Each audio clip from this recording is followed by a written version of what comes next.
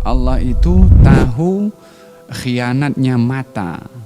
Khianatnya mata ini, mata boleh berkhianat juga sebab mata mempunyai bahasa. Memandang orang mata terbuka, tapi makna pandangan itu yang tak ada orang lain tahu. Apa yang dapat meyakinkan atau difahami oleh orang lain ketika kita melihat kepada orang. Orang tengok mata memandang, yang tersimpan di dalam hati siapa yang tahu? Adakah pandangannya pandangan biasa, pandangan kasih, pandangan hina, pandangan sinis, macam-macam jenis pandangan. Gerakan mata ini maknanya apa diketahui oleh Allah Subhanahu wa taala, supaya seseorang bila memandang kepada orang lain tidak hanya melihat pandangan itu hanya sekedar pandangan, tetapi apa yang ada di dalam daripada penilaian itu diketahui oleh yang Maha Mengetahui Subhanahu wa taala. Ya'lamu kha'inatal a'yun, Allah tahu khianatnya mata ini, wa ma tukhfis sudur, dan apa yang disimpan, disembunyikan di dalam dada, di dalam hati. Karena pembicaraan pada hakikatnya adalah apa yang ada di dalam. Lisan ini hanya wasilah untuk menerjemahkan apa yang tersimpan di dalam. Tak terungkap pun juga kata-kata di dalam, diketahui oleh Allah Subhanahu wa taala apa pembicaraan yang tersimpan di dalam hati. Bukankah dalam Al-Qur'anul Karim Allah Subhanahu wa taala berfirman, lillahi ma fis samawati wa ma fil ard wa in tubdu ma fi anfusikum aw tukhfuhu yuhasibkum bihillah. Milik Allah semua yang di langit dan juga di bumi dan di antara keduanya, semuanya dikontrol, dimiliki oleh Allah, maknanya sekali dikontrol oleh Allah Subhanahu wa taala.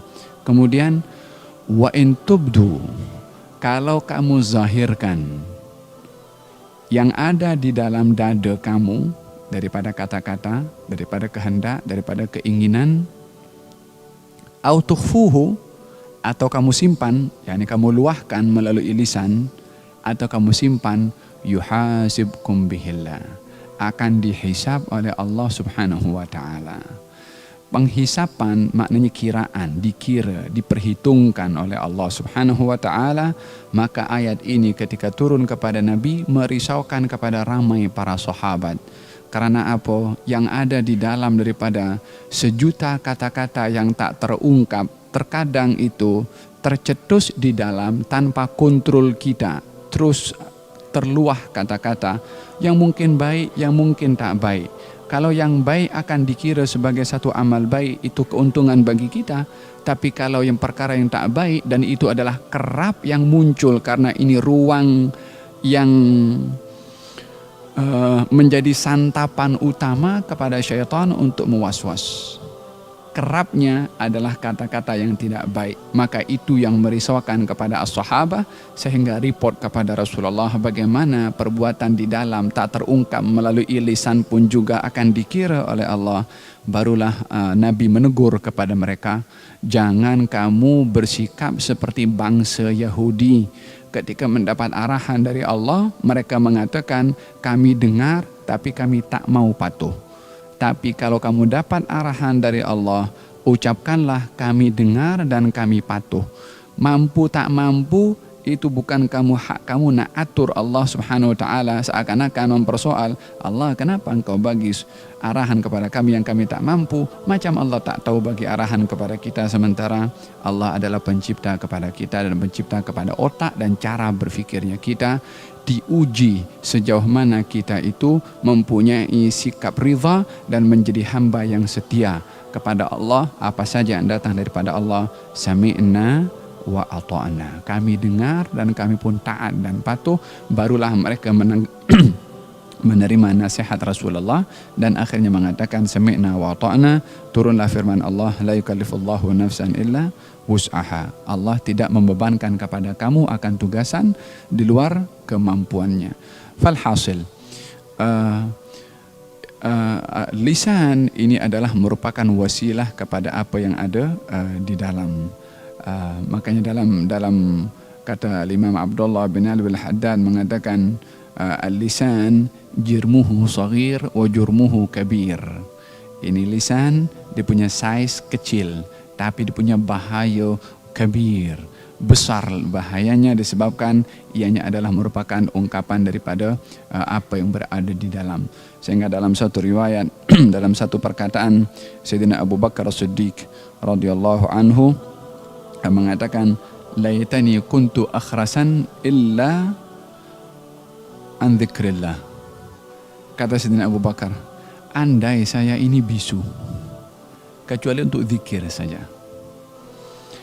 Bukan mahu mengingkari besarnya nikmat untuk bercakap, tidak.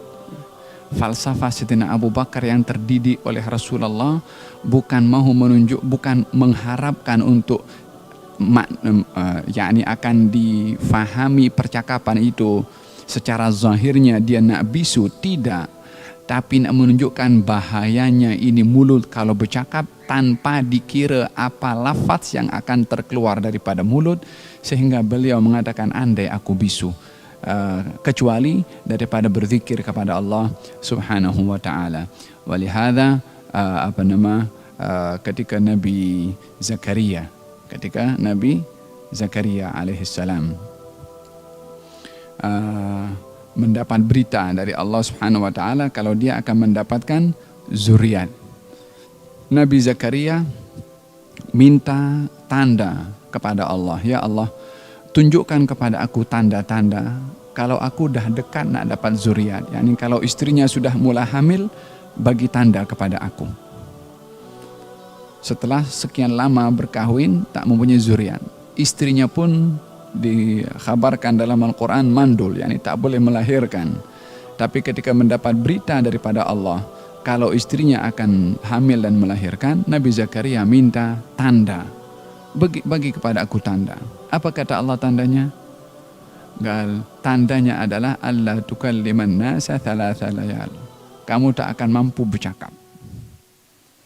Yakni dibisukan oleh Allah Subhanahu wa taala selama 3 hari kecuali zikir kepada Allah Subhanahu wa taala. Kalau zikir boleh bergerak itu lidah, tapi untuk bercakap dia tak boleh. Makanya dia sedar ketika nak bercakap tak mampu, di situ dia tahu, istrinya sudah hamil. Tak ada tes, tak ada positif negatif, tak ada. Tapi dia dah tahu ayat tanda Allah berikan kepada beliau. Kalau istrinya hamil, dia tak akan mampu bercakap. Tapi untuk berzikir kepada Allah Subhanahu wa taala, lidahnya boleh berzikir, tapi bercakap kepada orang lain tak mampu untuk bercakap. Falhasil ini adalah tentang masalah bagaimana lidah atau lisan ini menjadi satu wasilah untuk menyampaikan apa yang ada di dalam. Baginda Rasulullah tidak bercakap daripada hawa nafsunya, tapi bercakap daripada wahyu.